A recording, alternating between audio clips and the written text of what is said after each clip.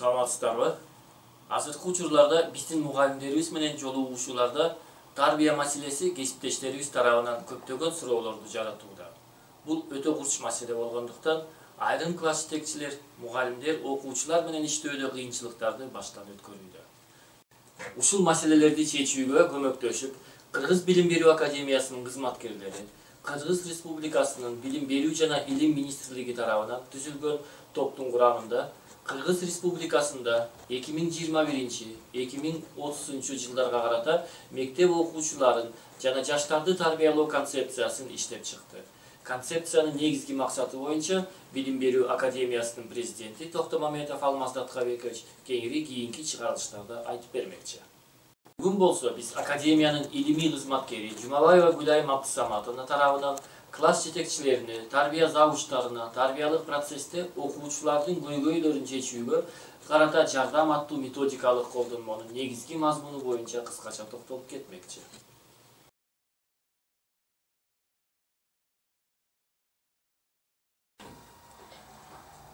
Азыркы мезгилде окуучулардын көйгөйлөрүнүн себептери кандай? Муну аныктап, анан ушул мектептеги чечилбеген маселелерди азайтууга карата сунуштар. Биринчи бөлүгүндө ушулар жазылды. Биз көйгөйлөрдүн себебин аныктабай туруп, мунун натыйжасынан эч качан кутула албайбыз. Ошондуктан бул көйгөйлөр илгертеден келаткан, совет доорунан бери келаткан көп маселелер бар экен. Ошол маселелердин баарын анализдеп отуруп, анан кийин барып туруп бул себептерден, көйгөйлөрдүн себебинен кутулмайын, анын натыйжасынан эч качан кутула албайбыз деп туруп, анан сунуштар берилди. Биринчи, биз баланын абалын аныктабай туруп, баланын диагноздобой туруп, иш жүргүзүү менен чоң бир көп эмелерди кемчиликтерди кетирип атыптырбыз. Ошондуктан баштаганда эле биринчи диагноздоого көңүл бөлдүк да, окуу процессин диагноздоо, баланын абалын аныктоо, баланын биринчи ким экендигин билбей туруп, баланын абалы кандай, шыгы эмнеге шыктуу, ошону баланы толук үйрөнүп, изилдеп, аны түшүнбөй туруп, анан кийин мугалим өзүнүн ишин жүргүзүп атат дагы, эки башка тилде сүйлөгөн адамдардай болуп, иши натыйжасыз болуп аткан, ошону менен байланыштуу. Ошондуктан биринчи баштаганда эле диагноздоону жакшылап эметип алган болсо мугалим, педагог, анда иши натыйжалуу болмок болчу. Окуу процессинин абалын баалоо. Бул дагы абдан маанилүү маселе экен. Буну дагы мугалим баштаганда биринчи азыркы абалыбыз кандай? Муну жакшыртуу үчүн эмнелерди кылышыбыз керек? Мына ошондон баштаганда бунун иши ийгиликтүү болмок. Андан кийин мугалимдин ишинин көйгөйүнүн көптүгүнүн илимдин өзүнө деле, педагогиканын өзүнө деле тиешеси бар экен. Советтик педагогикадан саясатчылар биздин эмебизге көп кийлигишип кеткен экен. Тоталитардык, авторитардык стиль деп айтабыз. Анан кийин баланын үстүдөн келип аткан көп нускоолор, инструкциялар көп болуп, ошол менен эле балдарды кыйнап койгон экенбиз. Жана башка көптөгөн эмелер, мунун баардыгы советтик педагогикадагы көп кемчиликтер дагы айтылды. Анан советтик педагогикадан бери азыркы мезгилдеги жаңы жана биз азыр железный занавес деп коебуз, темир көшөгө деп коебуз.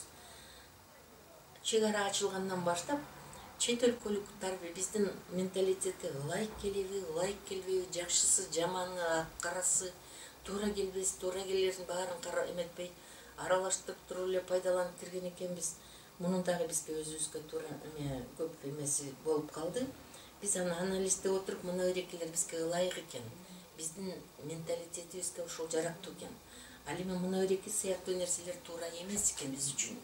Ошондуктан муну биз пайдаланбай эле коелу. Өзгөчө мына сексуалдык тарбия деген батыштын тарбиясын ачып жибергенде пайдаланып пропагандалап жүргөн учурлар болуп кеткен экен. Эми биз берге жастык, биздин ата мекендик жыныстык тарбия кандай болчу? Батыштын сексуалдык тарбиясы кандай? Бунун экөөнүн айырмачылыктары кандай? Ошондуктан биздин ата мекендик тарбиянын жакшы жактары бар экен. Биз муну эрекелик тарбия менен чектелели, алардын тарбиясы бизге ылайык жок экен деген сыяктуу нерселер берилди. Анан биздин өзүбүздүн педагогикабыздын ичиндеги дагы көп мүчүлүштүктөр бар экен. Бул ушул эмеде жазылды. тарбиялык процессте инновациялык технологиялык пайдалануунун ролу. Муну билбей туруп педагог инновациялык технология жүк эскиче эле баарын уюштура берем деп отуруп, албетте андай учурда көйгөйдү мугалим өзү эле көп айтып алат. Процесс өзү жаңыны, эскини, баягы өзүнө керектүү баягы эме менен пайдаланып, эме андай интеграциялап дегендей да. Оптималдуу вариантын тарбиялык процессте тарбияны оптимизациялануу мааниси деп дагы атайы тема менен берилди.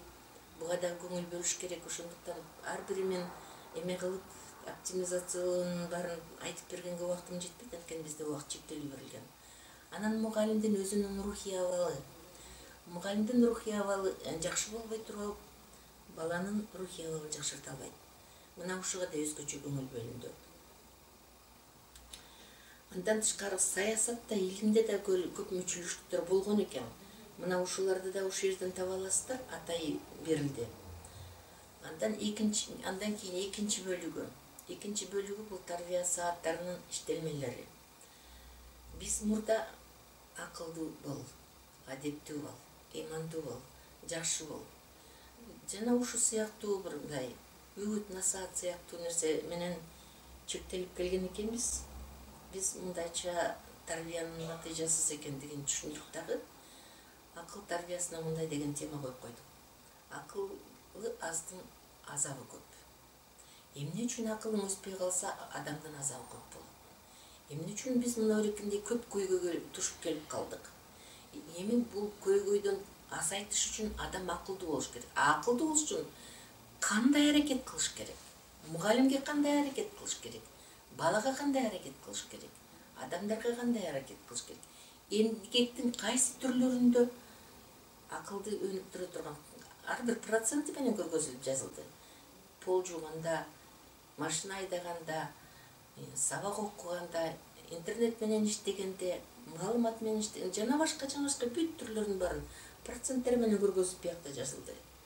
Андан тышкары мына эреке биздин көп көйгөйүбүздүн маселебиздин көйгөйлү биз кеп маданиятына жеткиликтүү көңүл бөлбөй жатканыбыз менен байланышы бар экен. Эми мунун баланын өзүнө зыяндуулугу канча, коомго зыяндуулугу канча, мамлекетке, үй бүлөгө зыяндуулугу канча, класстык жамааттын ичинде зыяндуулугу канча. Эми бул кеп маданиятына көңүл бөлгөн учурда кандай ийгиликтерге жетише алат жана эмне болгон маселелер чечилип кете алат. Ошолор жөнүндө дагы жазылды дагы. Эми сиз бул эмелерден ушул 8-класстын программасы түзүлдү деп атпайбызбы? Ошол программасына тиешелүү 9 сааттык эме берилген болчу. Муну класс жетекчи кааласа да, каалабаса да милдеттүү түрдө аткарышы керек деп туруп, ошол 9 сааттын тарбия саатынын иштелмесин иштеп чыгып койдук дагы. Анан анча-мынча кичине тиги класстан тышкаркы эмелерге да көңүл бөлдүк. Дуал газетасында биз ар бир китептин ичине жазып атабыз, кызык экен окуп койдук. Анткени бул тарбияга тиешелүү бар маселелерден эң кичинекей бир сүйлөм менен, баягы мындайча айтканда, бир китептеги чоң идеяны бир сүйлөм менен кыскартып батыруу маселесине да көңүл бөлүп, ошол дуал газеталарга дагы керектүү материалдар. Мындайча айтканда, класс жетекчинин методикалык бириктимесине керектүү материалдар, ата-энелер чогулушуна да керектүү материалдарды ушул жактан издесеңиздер болот. Анан окуучулар менен иштегенде дагы керектүү материалдарды ушул жерден издесеңиздер болот. Бул көбүнчө биринчи бөлүгү баардык эле класс жетекчилерге тиешеси бар деп айтсак болот. Анткени деген бул тарбия маселеси баарына эле тиешеси бар. Ал эми экинчи бөлүгү болсо только 8-класста иштеген класс жетекчиге жана тарбия завучуна тиешеси бар материалдар. Көңүл бөлгөнүңүздөргө чоң рахмат. Ушул китепти алып, бул аз нускада чыкты. Эми муну биз КАОнун сайтына коюп койгонго аракет кылабыз. Ушул китепти алып, ишиңиздерге ийгилик каалайм, пайдалансаңыздар, ийгилигиңиздер артат го деген үмүттөбүз. Анткени биз ушунчалык көп убакыт менен отуруп, изденип, мугалимдин ишин, тарбия завучунун ишин жеңилдетүүгө аракет кылдык. Эми ушунун тарбия завучунун класс жетекчинин столунун үстүндөгү эле керектүү китеп болот го деген үмүтүбүз бар. Бул асыл эле нускада чыкты, 150 экземпляр. Бирок кийин дагы чыгарып алабыз. Ошондуктан пайдаланыңыздар, көңүл бөлгөнүңүздөр чоң рахмат. Жакшы кылыңыздар, ишиңизге ийгилик болсун. Баарыңыздарга ийгилик каалап, эмки көрүшкөнгө чейин аман туруңуздар.